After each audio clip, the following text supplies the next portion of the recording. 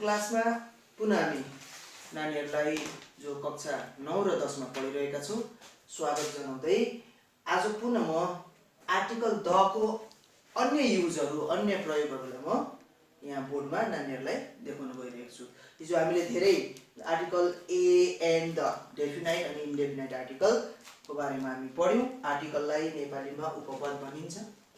दुई खालको आर्टिकल हामीले बुझेका छौं, एउटालाई डेफिनाइट अर्कोलाई इन्डेफिनाइट। डेफिनाइट आर्टिकल भनेको निश्चयवाचक उपपद र इन्डेफिनाइट आर्टिकल भनेको अनिश्चयवाचक उपपद।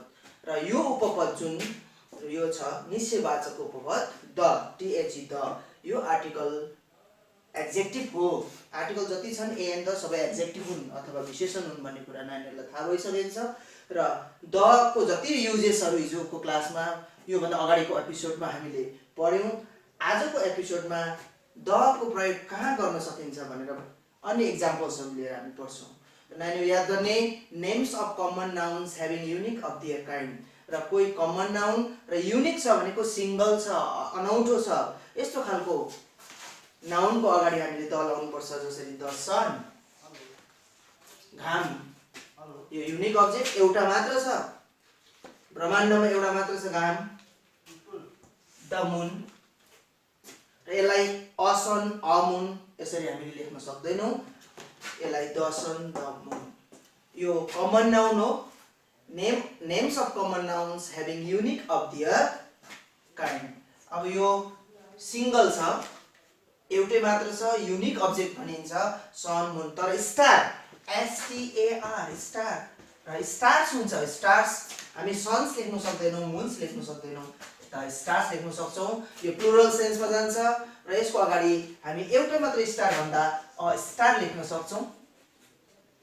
एउटा तारा a star.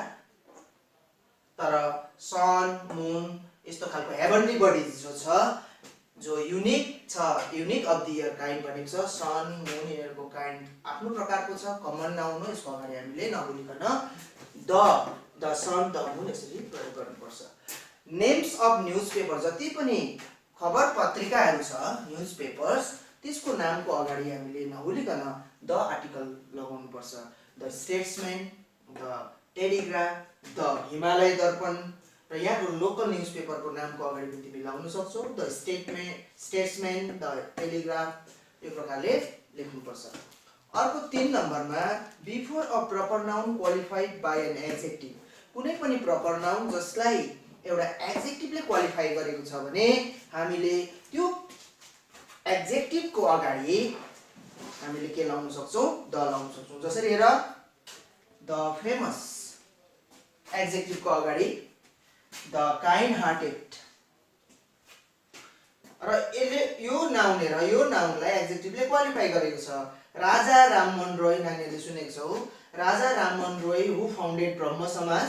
The famous Raja Rammohan Roy founded Brahmo Samaj. यस्तो प्रकारले हामीले लेख्न सक्छौं। द फेमस भन्नु पर्यो किनभने यो राजा राममोहन रोयलाई फेमस एडजेक्टिभले क्वालिफाई गरेको छ र एडजेक्टिभको अगाडि हामीले द फेमस भनेर लेख्छौं। त्यसरी नै the kind hearted Ishwarchandra burst into tears. दयालु, दया पुरा दया भएको ईश्वरचन्द्र विद्यासागर नानीहरुले सुनेको छौ। दयालु ईश्वरचन्द्र विद्यासागर रुए। ब्रस्ट इन्टु टियर्स भनेको रुए।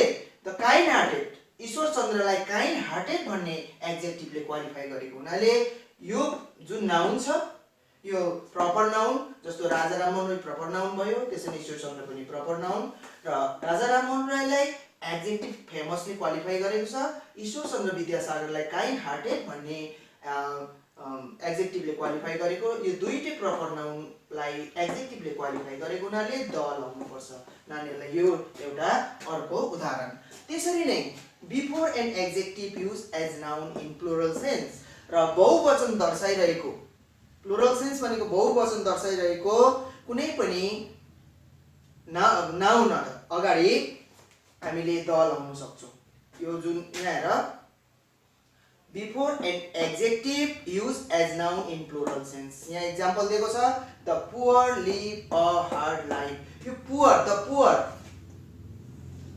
राम्रोसँगले बुझ्ने, यो प्लुरल सेन्समा छ। पुअर भनेको गरिबहरु कठिन जीवन जिउँछन्।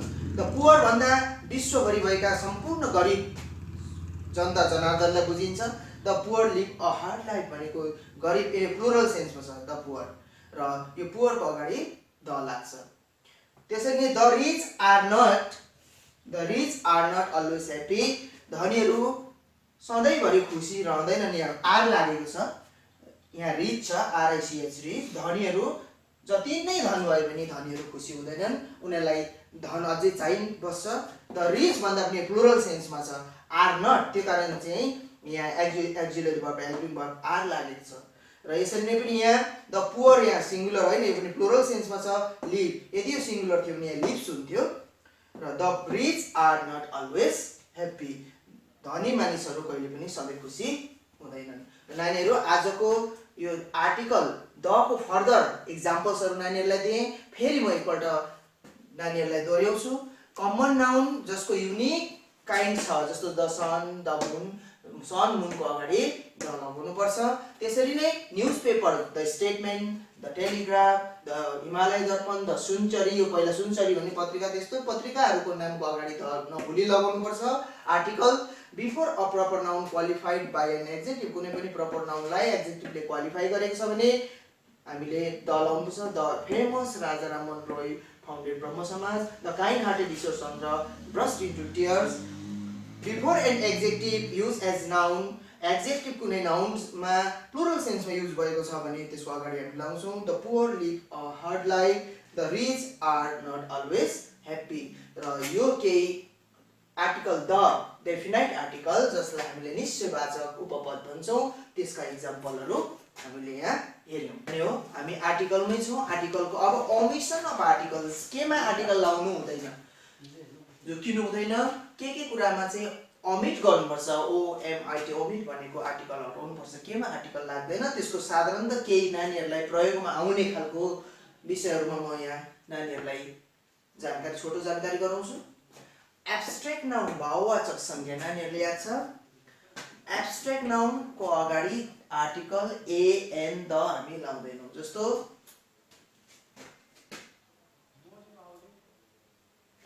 हेर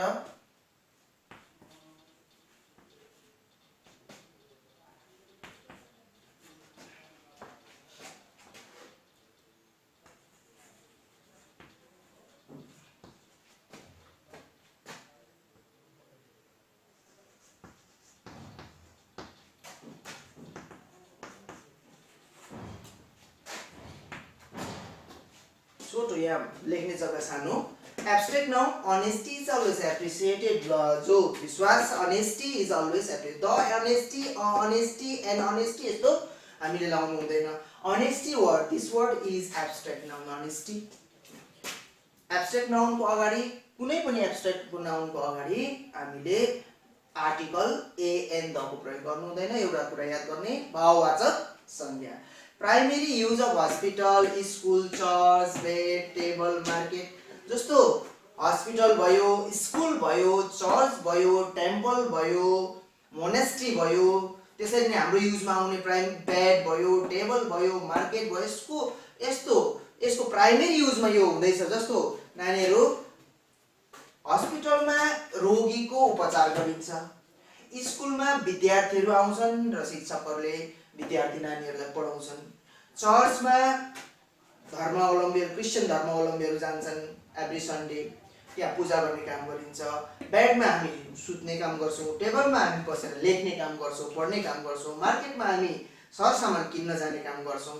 र हस्पिटलको मुख्य काम के हो, प्राइमेरी यसको युज हो पेसेन्ट अथवा जति पनि बिमारी भएका छन् उनीहरूको उपचार गर्ने जग्गा हो। स्कुलमा विद्यार्थीहरू आएर पढ्ने जग्गा हो। चर्चमा धर्मावलम्बीहरू गएर, क्रिस्चियन धर्मावलम्बी गएर प्रार्थना सभाहरू राख्ने जग्गा हो।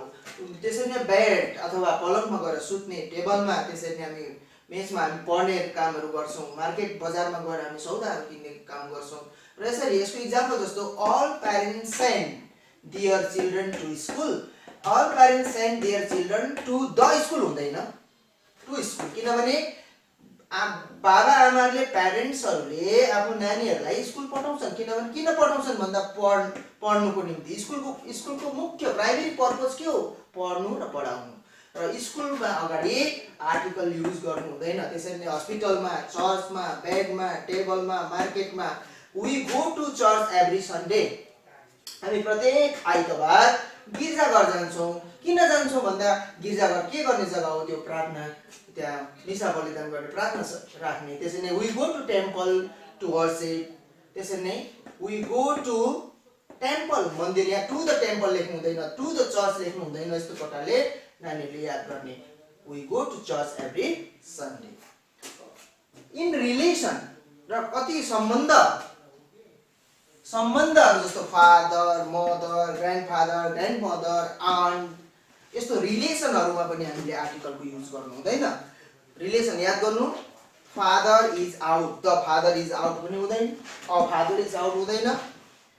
बाबा बाहिरै हुनुहुन्छ, father is out, the father लेख्नु मिलेन, किनभने फादर रिलेसन भयो, सम्बन्ध भयो, पिता, बाबा, बुवा, बा, आप्पा, जे भन। Aunt is longing to see you, र आन्ट काकी, aunt is longing to see you.